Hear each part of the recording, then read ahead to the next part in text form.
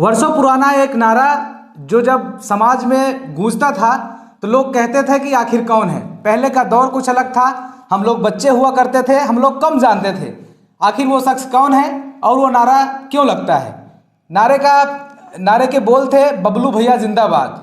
क्षेत्र का छोटा से छोटा बच्चा हो और चाहे सीनियर सिटीजन हो, लगातार इलेक्शन और वैसे भी बबलू भैया नाम के जो नारे हैं वो लगते थे। लेकिन तब हम लोगों की उम्र छोटी थी तो हम लोग जानते नहीं थे आखिर बबलू कौन है और ये नारा जो है क्यों लग रहा है। तो इस वक्त हमारे साथ धर्मेंद्र सिंह उर्फ बबलू जी मौजूद हैं।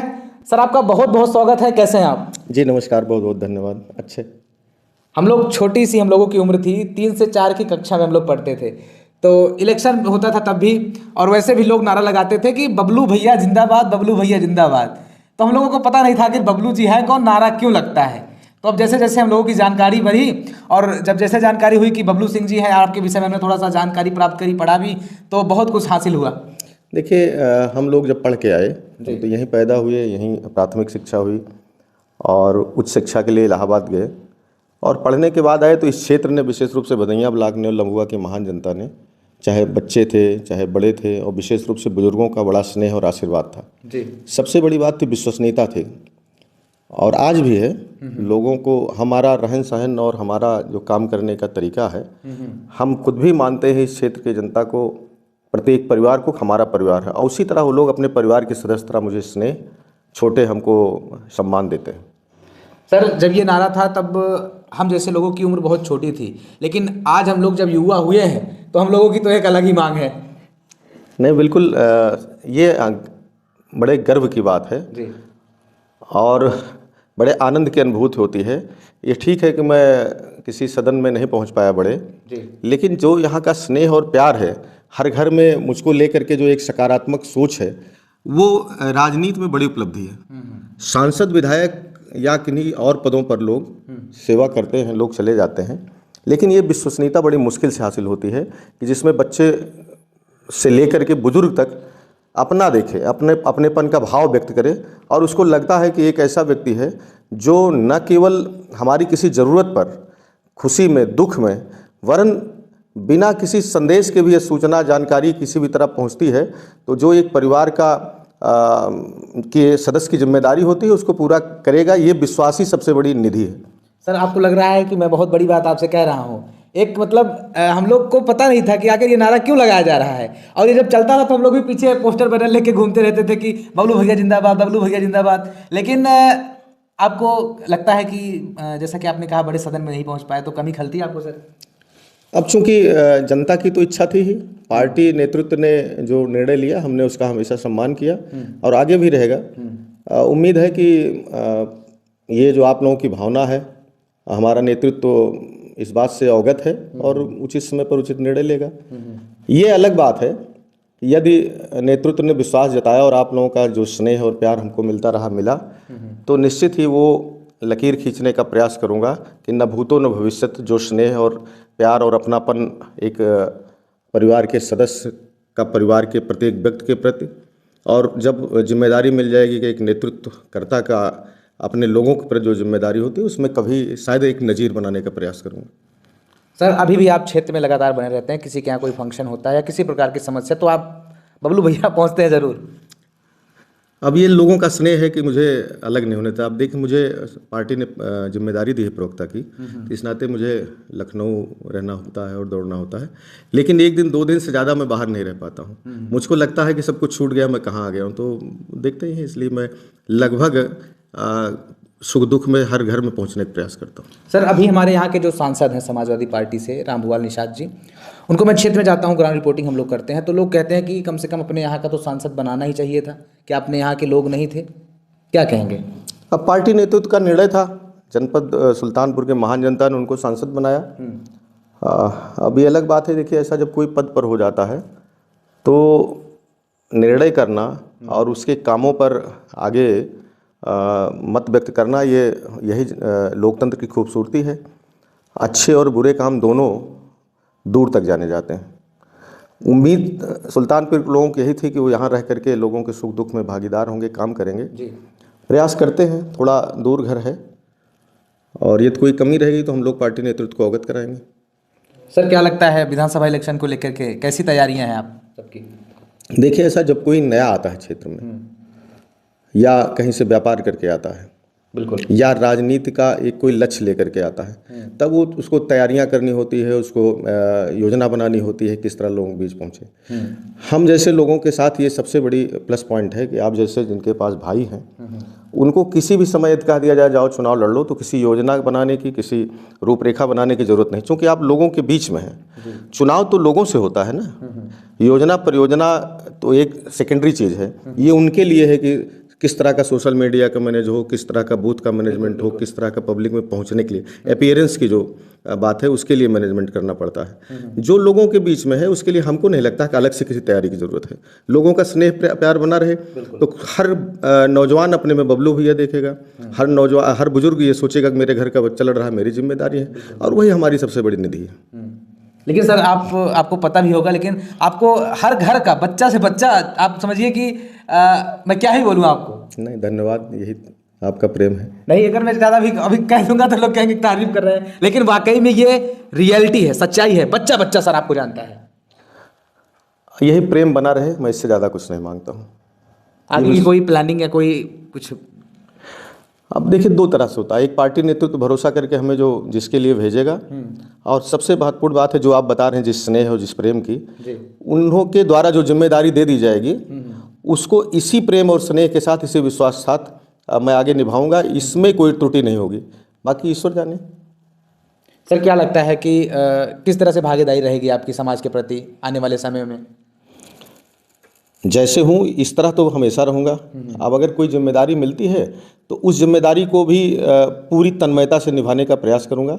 अब पार्टी नेतृत्व को तय करना है कि किसको लड़ाएंगे विधानसभा के चुनाव में। ये जरूर है कि अगर पार्टी नेतृत्व भरोसा जताएगा तो यहाँ के नौजवानों का, यहाँ के हमारे परिजनों का जो स्नेह हमारे प्रति है, निश्चित ही हम लोग जो है सकारात्मक रिजल्ट देंगे और लम्भुआ को आदर्श विधानसभा बनाने का काम करेंगे। आपको लगता है सर कि आदर्श विधानसभा लम्भुआ भी नहीं हुआ है? तमाम चीज़ें अभी छूटी हुई हैं। जैसे एक तो बता दीजिए। शिक्षा के क्षेत्र में भी हम लोग उतना मजबूत नहीं हैं, हेल्थ केयर में भी अभी काम की ज़रूरत है, और औद्योगिकरण, इंडस्ट्रीज़ का, जैसे यहाँ पर हमारे बगल की विधानसभा में या जनपद में कह सकते हैं, त्रिशुंडी एक औद्योगिक क्षेत्र है। एक यहाँ पर भी औद्योगिक कॉरिडोर बना करके कुछ करने की ज़रूरत है। हालांकि कोई MP MLA होकर के सिर्फ उससे नहीं कर सकता, लेकिन जो प्रयास होता है, गिलहरी प्रयास भी राम सेतु बनाने में मदद करती है। तो अगर राजनीतिक व्यक्ति जो यहाँ से नेतृत्व करे वो ईमानदारी से लगा रहे, प्रयास करे, तो निश्चित ही अगर आज आप बीज डालेंगे तो कल अच्छा फल तैयार होगा। सांसद जी हैं, उनसे लोग सड़क को लेकर के तमाम सारे विषयों पर चर्चा करते हैं, तो कहते हैं कि हमारी सरकार नहीं है, हमारी कहीं सुनी नहीं जाती। इस बात पर क्या कहेंगे आप? भाई, जनता चुन के भेजती है। ये बात सही है कि आजकल जो दौर चल रहा है, सरकारें बड़ी महत्वपूर्ण भूमिका निभाती हैं, विशेष रूप से फंड एलोकेशन में, डेवलपमेंट के काम में। लेकिन प्रयास करते रहने से होता है अच्छा, जनता अप्रिशिएट करती है। महत्वपूर्ण यह है कि आप कितनी ईमानदारी से अपनी जिम्मेदारी का निर्वहन कर रहे हैं, प्रयास कर रहे हैं। काम हो जाना या होते हुए दिखना, दोनों एक अलग बात है। दोनों में थोड़ा सा सरकारों का सहयोग जरूरी है, लेकिन इतना भी ठीक है कि आप लगातार अपना ईमानदारी से अपने जिम्मेदारी का निर्वहन करते रहेंगे तो लोगों में आपके प्रति सकारात्मक भाव रहेगा, निराशा का भाव नहीं आएगा। सर क्या लगता है आपको कहाँ तक सही है? पहले तो आप इलेक्शन में आते हैं और वादे करते हैं, उसको झूठा ही वादा कहा जाए। आप वादे करते हैं कि आपके सुख दुख में हम खड़े रहेंगे। सांसद जी की ही बात कर लेते हैं, उनसे हमारी पहली बाइट हुई थी तो वो कहते कि मैं सबसे पहले शिक्षा पर काम करूँगा, विद्यालय बनाऊँगा, इंडस्ट्रियल स्टेट पे बात करूंगा। उस टाइम पे मेनका गांधी जी से भी मेरी बात हुई थी तो उन्होंने कहा था देखा जाएगा। अच्छा, तो राम भुआल जी से जब मैंने दोबारा प्रश्न पूछने का प्रयास किया तो उन्होंने मना कर दिया, बोला इस सब विषय पे चर्चा नहीं है अभी। तो ये तो कहीं ना कहीं गलत है, बहुत गलत है भाई। उसको तो सांसद जी बताएंगे, लेकिन जहाँ तक समाजवादी पार्टी का सवाल है, जिस दल में हम राजनीति करते हैं, हमारे लिए जो हमारा घोषणा पत्र होता है वो हमारे लिए पवित्र ग्रंथ की तरह है। जब भी अवसर मिला, चाहे आदरणीय नेताजी के साथ हम लोग कार्यकर्ता के रूप में जुड़े रहे या आदरणीय अखिलेश यादव जी के साथ काम कर रहे हैं, जो संकल्प पत्र, घोषणा पत्र या जो चुनाव में लेकर के वादा पत्र जिसको कहते हैं, उसके एक एक लाइन को पूरा करने का काम जब भी सरकार में रहे हैं समाजवादी, उन्होंने किया है। जब उस दौर में जब कोई सोच नहीं सकता था, लैपटॉप देने की बात की थी हम लोगों ने, हमारी सरकार ने, तो लोग उसका उपहास उड़ाते थे, कैसे देंगे, उत्तर प्रदेश चूँकि कितना बड़ा राज्य है, लेकिन बांट करके दिखाया। कन्या विद्याधन देने की बात की थी तो भी लोग उपहास करते थे, लेकिन दिया। शिक्षा और स्वास्थ्य सस्ता करने की बात थी तो अस्पतालों में 1 रुपये पर्चा कर, जो 8 रुपये 10 रुपये उस समय था, उसको करने का काम समाजवादियों ने किया। और न केवल जो विज़न था कि गरीब फैमिलीज़ को कैसे वेलफेयर स्कीम्स मिले, उसका लाभ मिले, एक समाजवादी पेंशन स्कीम जो आदरणीय अखिलेश यादव जी लेकर के आए थे, जिसमें 50 लाख महिलाओं को पेंशन मिलती थी, 50 लाख परिवार सीधे लाभान्वित होते थे। और फ्यूचर में था इंटीग्रेटेड रूप से उससे तमाम वेलफेयर की स्कीम्स कनेक्ट करके एजुकेशन हेल्थ केयर को आगे बढ़ाने की योजना थी, हालांकि रुक गई, दुर्भाग्य है। तो ये था कि हम जो संकल्प पत्र, हम अपना जो घोषणा पत्र लेके आए थे समाजवादी लोग, उसको पवित्र ग्रंथ के रूप में ही हम लोगों ने पालन करने का काम किया। और ये भी विश्वास है कि आगे जब भी हम जो जनता से वादा करेंगे, हमें अवसर मिलेगा तो हमारी सरकार जरूर पूरा करेगी, होना भी चाहिए। क्योंकि आप जाते हैं जनता के बीच में तो बहुत विचार करके बातों को बोलना चाहिए और बहुत विचार करके ही वादे करना चाहिए। और अगर आपको जिम्मेदारी मिल जाती है तो वो वादा पूरा करने का किसी भी तरह आपके ऊपर दायित्व होता है। और अगर नहीं पूरा कर पाते हैं तो ये देखिए, जो लैक है इस समय, बिल्कुल नेताओं के प्रति जनता के मन में जो भाव आ गया है, जो दूरी आ गई है, जो एक प्रकार का ये है कि नेता तो झूठा ही होता है, झूठे वादे करते हैं, वो दूर करने की, उसको समाप्त करने की जिम्मेदारी भी राजनीतिक व्यक्तियों की है, वो जनता की नहीं है। तो आप सोच समझ के वही वादा करें कि जो किसी भी परिस्थिति में पूरा कर सकें या पूरा करते हुए दिखें। यदि ऐसा नहीं करते हैं तो केवल आपकी विश्वसनीयता नहीं खतरे में पड़ती है, एक पूरी पीढ़ी की, एक पूरी जमात की, पूरे राजनीतिक लोगों की, तमाम MP, MLA, मिनिस्टर्स और गवर्नमेंट्स की जो है विश्वसनीयता जनता की निगाह में संशय की हो जाती है, दुविधा की हो जाती है, उनके प्रति अविश्वास पैदा हो जाता है। इससे इस पर विचार करके राजनीतिक लोगों को विशेष रूप से तभी कुछ बोलना चाहिए, तभी कोई वादा करना चाहिए। सर, आप लोग भी अध्यक्ष जी से मिलते हैं, आप लोग इस तरह की बातें नहीं कहते हैं, आप बताते नहीं उनको कि आपको इस तरह से कहना चाहिए या ऐसा कुछ? क्योंकि देखिए, हमारे राष्ट्रीय अध्यक्ष जी को बहुत ही ज़मीनी जानकारी है, हर हकीकत से वो रूबरू रहते हैं। प्रत्येक अपने नेता और कार्यकर्ता, उसकी क्या छवि है, उसने क्या अच्छा किया है, क्या गलत किया, उनको जानकारी रहती है। हम लोगों को उनके चेहरे पर, जो हम लोग की राजनीति है, ये गर्व है, वो ऐसे व्यक्ति हैं कि कभी गलत कमिटमेंट नहीं करते और उनके दिल दिमाग में हमेशा इस बात की योजना रहती है कैसे हम अपने प्रदेश के लोगों को, अपनी जनता को अधिक से अधिक वेलफेयर की स्कीम्स दे सकें और उत्तर प्रदेश को कैसे आगे ले जा सकें। जब 12 से 17 में आदरणीय अखिलेश यादव जी मुख्यमंत्री थे तो लोग सोच नहीं सकते थे कि मेट्रो चला देंगे। बिल्कुल। मेट्रो की योजना ले आकर के और अपने उस कार्यकाल में ही संचालित कर देना अपने आप में दिखाता है कि कितना डेडिकेशन था जनता के प्रति। केवल जो एक्सप्रेस वे अपने फंड से लेकर के आए, लखनऊ से लेकर के आगरा तक, उस समय लोग सोचते थे, उस समय की बात है जब किसी भी प्रोजेक्ट को पूरा होने में 10-10, 15 साल लग जाता था, उसको 2.5 साल के कार्यकाल में कम से कम शुरुआत करके और उसको चला के उन्होंने दिखाया। तो ये दिखाता है कि कितने गंभीर थे। वैसे औद्योगिकरण की जब बात आई तो जब सैमसंग की यूनिट शुरू करनी थी तो न केवल शुरू हुई बल्कि उत्पादन शुरू हो गया। दूसरे CG सिटी जो उस समय चकगंजरिया के नाम से जाना जाता था, वो किसी डिपार्टमेंट की लैंड थी, लैंड को लेना, योजना बनाना, तमाम इंफ्रास्ट्रक्चर खड़ा करना और HCL जैसी कंपनी का वहाँ न केवल स्थापित होना वरन संचालित हो जाना और उत्तर प्रदेश के लोगों को वहाँ पर जॉब मिलना, रोजगार मिल जाना, ये बड़ी उपलब्धि थी। ये उस समय तक लोग सोच नहीं पाते थे इतने कम समय में कोई प्रोजेक्ट ले आकर के कैसे पूरा करें, वो करके दिखाया। ये उनके डेडिकेशन, जनता के प्रति समर्पण और अपने वादों के प्रति जो उनकी गंभीरता थी वो दर्शाता है। सर, क्या लगता है कि कैसे बदलाव होगा फिर, क्योंकि बदलाव होना बहुत ज़रूरी है? देखिए, बदलाव तो प्रकृति का नियम है। ये सही है कि भारतीय जनता पार्टी को, केंद्र की सरकार को 3 लगातार कार्यकाल मिल गया और उत्तर प्रदेश सरकार को भी बहुत बड़ा पोटेंशियल वाला राज्य है, लेकिन जनता ने जो भी विचार करके उनको दूसरा कार्यकाल मिला। लेकिन जब हम उसकी समीक्षा करते हैं तो तमाम, चाहे कोपेक्स सेक्टर का पैसा प्रॉपर खर्च नहीं हो पा रहा है, तमाम जो बजटीय लोकेशंस होते हैं, पिछले 24-25 की कई योजनाएं ऐसी हैं कि 25-26 में भी बजट मिला रहे हैं लेकिन ज़मीन पर कुछ नहीं। बच्चियों को स्कूटी देने की बात की थी, आज तक नहीं पता चला। ये सिंचाई का नया एक परियोजना लॉन्च किया था पिछले बजट में, बजट एलोकेशन था, आज तक नहीं शुरू हो पाई। इस तरह कई योजनाएं हैं। और जब हम देखते हैं लखनऊ के अंदर एयरपोर्ट से उतर करके चाहे अयोध्या का रोड हो, चाहे एयरपोर्ट से उतर करके सुल्तानपुर का रोड हो, अयोध्या से उतर करके रायबरेली का रोड हो, इंफ्रास्ट्रक्चर सेक्टर में भी भारतीय जनता पार्टी के पास बताने के लिए कुछ नहीं होगा। हाँ, दिखाने के लिए जैसे सिग्नेचर बिल्डिंग है, समाजवादियों का है, चाहे प्लासियो है जिसको बाद में उन्होंने प्राइवेटाइज कर दिया, समाजवादियों का है, इकाना स्टेडियम जिसका नाम उन्होंने बदल दिया, समाजवादियों का है, कैंसर इंस्टीट्यूट समाजवादियों का है, आदरणीय अखिलेश यादव जी ने दिया। तो इस तरह जो भी शताब्दी जो मेडिकल कॉलेज में बीसी साहब गए माननीय मुख्यमंत्री जी से मिलने जी, और उन्होंने उनकी उम्मीद थी कि कुछ पैसे का दे देंगे फंड तो थोड़ा हम बेड और ये चीज़ें बढ़ा लेंगे। आदरणीय अखिलेश यादव जी जानते थे कि हेल्थ सेक्टर को मजबूत करना जरूरी है। उन्होंने कहा आप कौन सी योजना लेके आए हैं, और आपको मैं विश्वास साथ कहता हूं कि जो योजना ले आए थे उससे करीब 100 गुना उन्होंने फंड लोकेशन किया, और शताब्दी का जो फेज़ 2 है वो बन के तैयार हुआ, संचालित हो गया। वहाँ तमाम कई तरह पोर्टेबल्स लेके नए वो इक्विपमेंट्स आ गए और अच्छे से संचालित हुआ।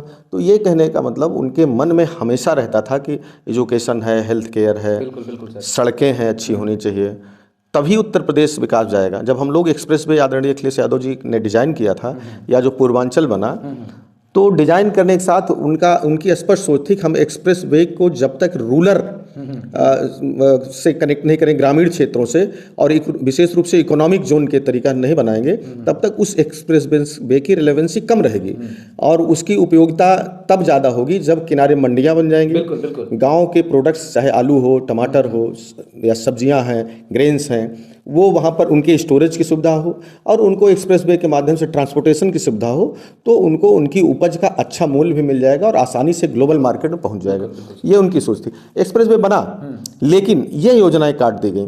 जो असली लाभ ग्रामीणों को मिलना था, ग्रामीणों को केवल रोड पर गाड़ी से और कम समय में पहुँच जाना ही उपलब्धि नहीं है, उनके प्रोडक्ट्स उनको कैसे अर्थव्यवस्था से जोड़ा जाए, अर्थव्यवस्था का संचालन सुगमता से हो जाए, वो महत्वपूर्ण था, होना चाहिए था।